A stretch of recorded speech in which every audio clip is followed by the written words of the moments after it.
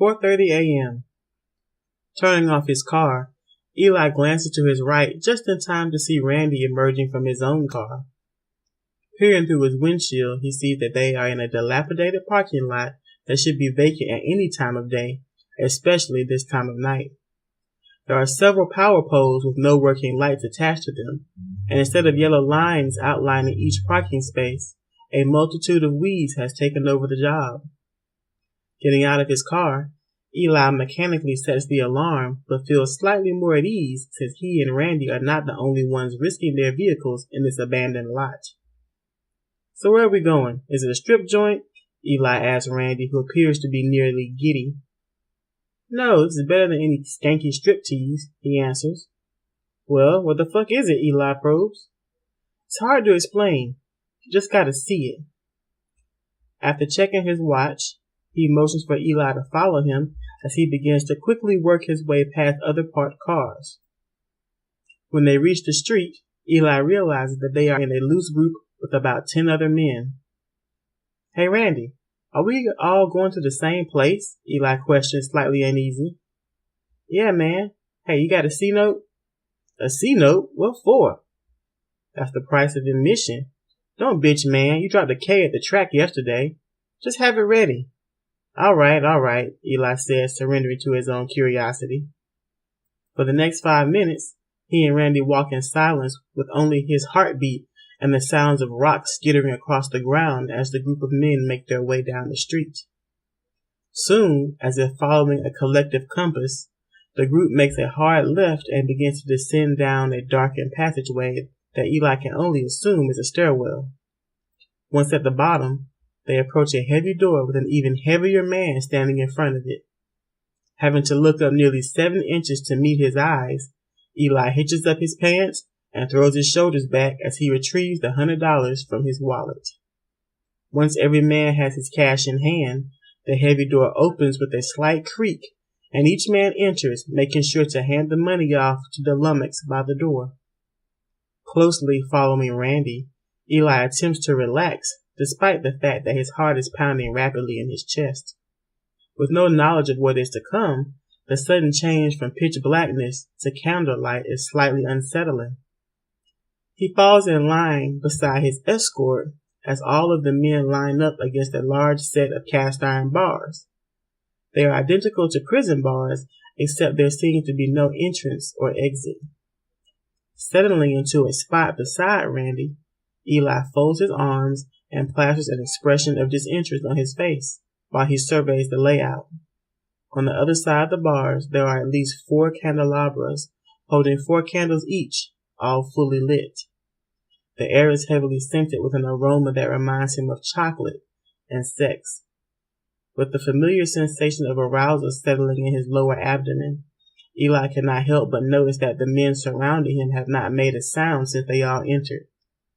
Glancing at some of the faces, he can see the look of desire and expectation that he can only imagine now resides on his face as well.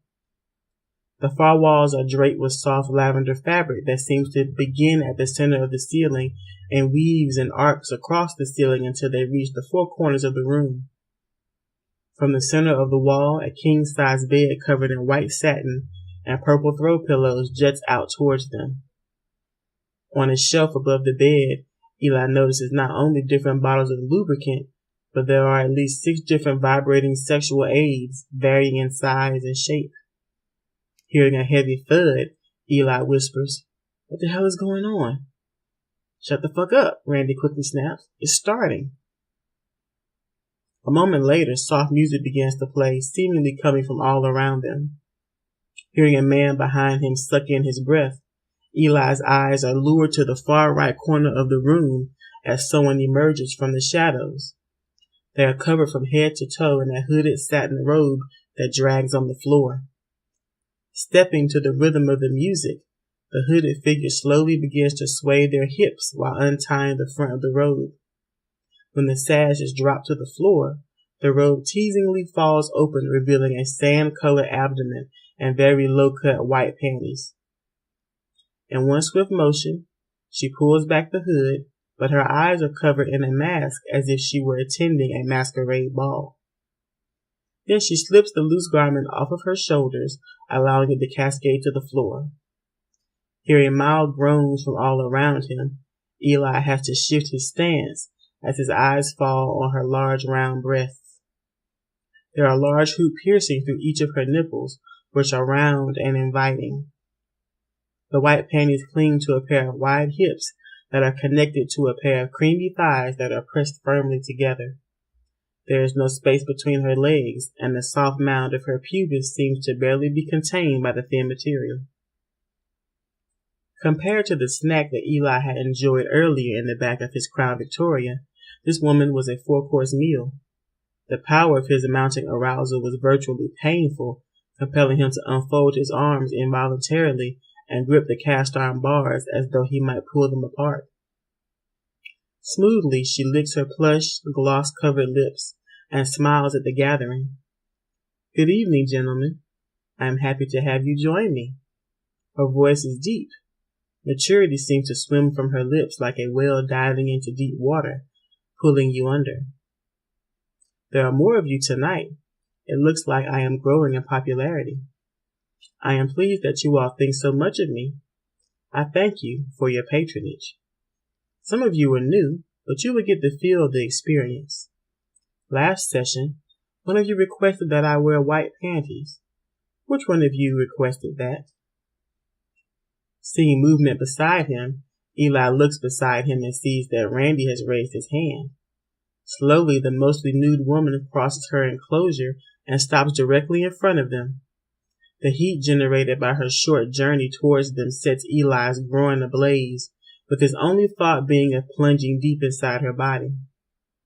Licking her lips, she places her left hand on her hip and uses the right one to gently caress the thin material covering her pelvis. "What's your name?" she asks. "Randy," he is just barely able to croak out.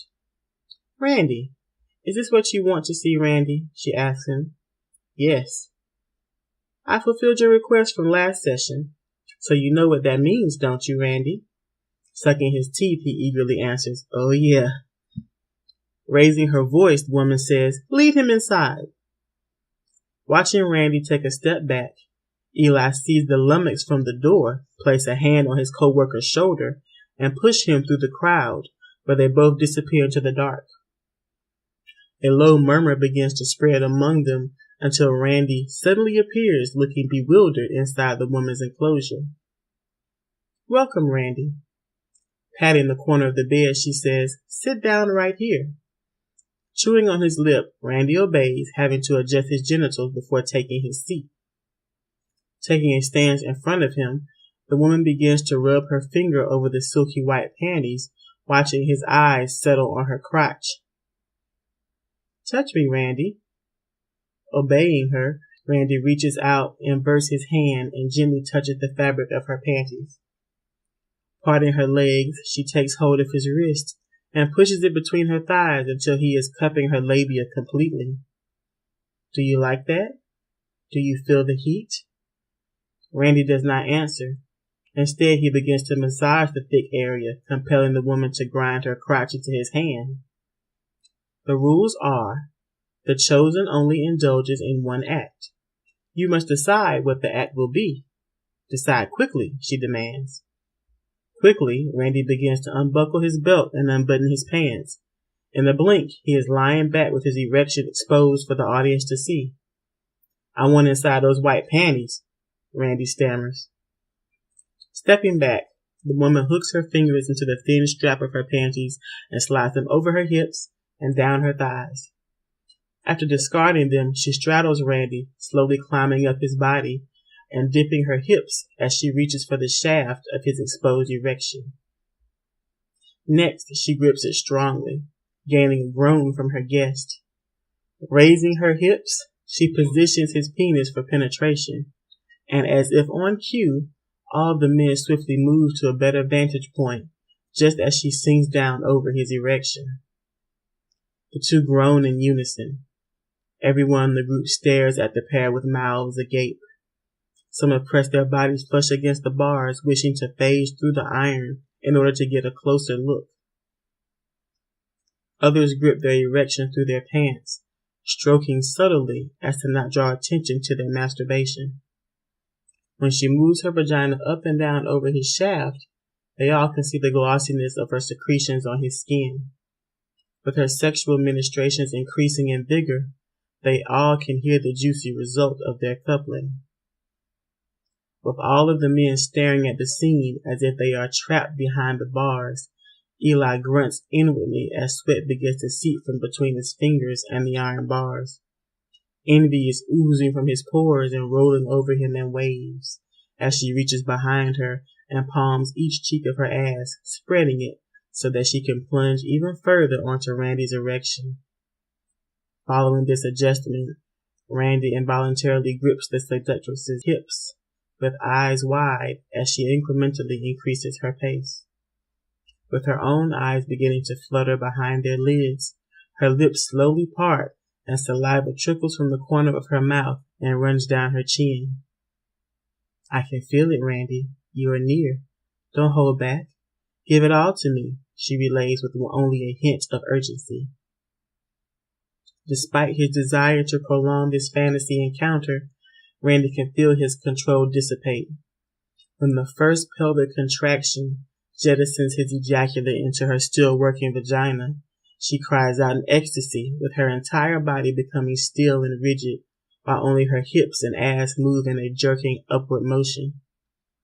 Each powerful contraction of her glutes forces Randy to release a guttural yelp as his back arches strongly, bowing his body and raising him up off of the bed. After many excruciating seconds, he collapses onto the bed, inhaling giant gulps of air as though he had been held underwater. Wearing a pleased and caring expression, the woman's entire body relaxes as she reaches up and gently caresses Randy's bewildered face.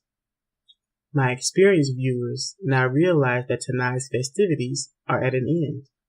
So now I will take requests. What would you like to see tomorrow night? She asks casually. Immediately she is bombarded by an avalanche of erotic requests, but suddenly an exaggerated baritone strikes her ear. I want you chained and spread eagle for my pleasure, Eli says much deeper than those around him. Smiling, the woman says, I have chosen the request, and tomorrow it will be fulfilled. Thank you for your patronage. At that moment, a large black curtain lowers, symbolizing the end of the performance, followed by the sound of a heavy metal door scraping the floor, compelling all of the men to exit the room in single file.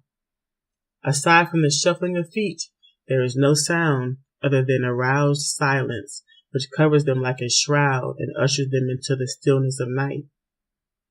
When Eli reaches his car, he gets in and stares through the windshield at nothing for a long time. With his prolonged erection, he grimaces as he unzips his pants, creating some additional space. I know she heard me. I'll be front and center tomorrow, he says aloud to no one.